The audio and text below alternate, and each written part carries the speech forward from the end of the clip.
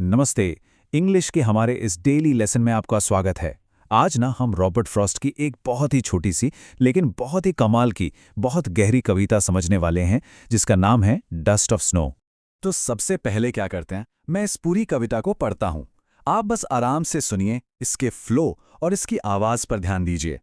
The way a crow Shuk down on me, the dust of snow from a hemlock tree has given my heart a change of mood and saved some part of a day I had rued। तो सुन ली कविता।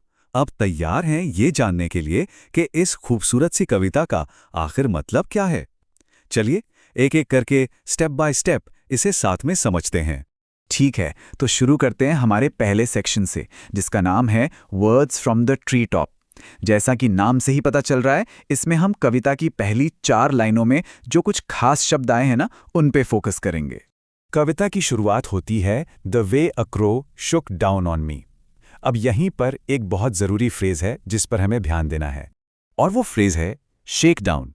इसका मतलब बहुत ही simple है, किसी चीज़ को हिलाकर नीचे गिरा देना। इसको ना ऐसे इमेजिन कीजिए, मान लीजिए आप एक सेब के पेड़ की टहनी को जोर से हिलाते हैं, तो क्या होगा? सेब नीचे गिर जाएंगे ना, है ना? बस बिल्कुल वैसे ही उस कौवे ने पेड़ को हिलाया और बर्फ की जो धूल थी वो कवि के ऊपर गिर गई। अच्छा, अब अगली लाइन में एक और नया शब्द आता है, फ्रॉम अ हेमलॉक ट्री। तो सवाल ये है कि ये हेमलॉक ट्री आखिर होता क्या है? देखिए, ये एक तरह का एवरग्रीन पेड़ होता है, मतलब सदाबहार। और हाँ, एक और बात, इसे अक्सर एक जहरीला पौधा भी माना जाता है। मतलब ये एक ऐसा पेड़ है जो सर्दियों में भी बिल्कुल हरा भरा रहता है। अब देखिए, मजे की बात यह है कि कहानियों में, कविताओं में कौवा और हेमलॉक पेड़, इन दोनों को ही अक्सर दुख और उदासी से जोड़ा जाता है। तो आप समझ सकते हैं कि कविता की शुरुआत में जो माहौल है ना, वो थोड़ा सैड सा है, मायूसी भरा है। चलिए अब आते हैं कविता के सबसे इंटरेस्टिंग पार्ट पर, हमारा दूसरा section, a change of heart. अब यहां हम ये देखेंगे कि कैसे एक बिल्कुल छोटी सी मामूली सी घटना ने कवि का पूरा मूड ही बदल कर रख दिया। कविता की जो आखिरी लाइन है वो है of a day I had rued. अब इस लाइन में एक बहुत ही पावरफुल, बहुत ही मजबूत शब्द छुपा है, और ये शब्द है रूड। रूड का सीधा सा मतलब होता है किसी चीज के लिए अफसोस करना, पछताना। ये रू वर्ब का पास्ट टेंस फॉर्म है। ये वो वाली फीलिंग है जब हम कभी कभी सोचते हैं ना, अरे यार आज का दिन तो पूरा बेकार चला गया, काश ये अलग होता। बिल्कुल यही। तो बर्फ गिरने से पहले कवि का दिन कुछ ऐसे ही अफसोस और पछतावे में गुजर रहा था। तो फिर इस पूरी कविता का मेन आइडिया क्या निकला? जरा यहां देखिए, कितना बड़ा और कितना कमाल का बदलाव आया है। मतलब बर्फ गिरने से पहले क्या था? मूड खराब था, दिन को लेके अफसोस हो रहा था, ऐसा लग रहा था कि पूरा दिन वेस्ट हो गया। लेकिन उस एक छोटे से मोमेंट के बाद क्या हुआ? मूड एकदम से बदल गया, दिल खुश हो गया, और जो दिन बर्बाद होने वाला था उसका बचा हुआ हिस्सा वो बच गया। कमाल है ना? बहुत बढ़िया। तो अब जब हम इसका मतलब अच्छे से समझ गए हैं, तो क्यों न इसे बोलने की भी थोड़ी प्रैक्टिस की जाए। चलिए शुरू करते हैं हमारा तीसरा section, speak like a poet. अगर आप बिल्कुल नेचुरल इंग्लिश बोलना चाहते हैं तो ये 3 सिंपल स्टेप्स फॉलो कीजिए।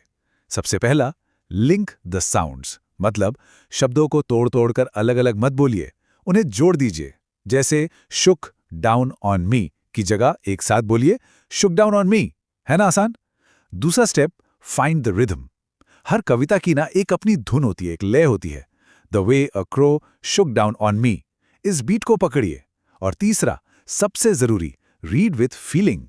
कविता को एक थोड़ी सी उदास टोन के साथ शुरू कीजिए, और फिर जैसे ही मूड बदलता है, अपनी आवाज में भी वो खुशी, वो हल्कापन ले आइए। बहुत बढ़िया। सच में इंग्लिश में एक कविता को सिर्फ पढ़ना ही नहीं, बल्कि उसे इस तरह से महसूस करना, ये एक बहुत बड़ी बात है। शानदार काम। ओके, तो अब हम आ गए हैं आज के लेसन के बिल्कुल आखिरी हिस्से पर, हमारा चौथा section, your daily English recap. चलिए फटाफट से एक नजर डालते हैं कि आज हमने क्या क्या सीखा। तो आज के लेसन के 3 सबसे जरूरी पॉइंट्स।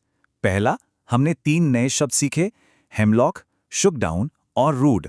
दूसरा, कविता का जो सेंट्रल आइडिया है वो ये है कि कभी-कभी एक बहुत छोटा अनएक्सपेक्टेड सा मोमेंट भी हमारे पूरे दिन को बचा सकता है, उसे बेहतर बना सकता है।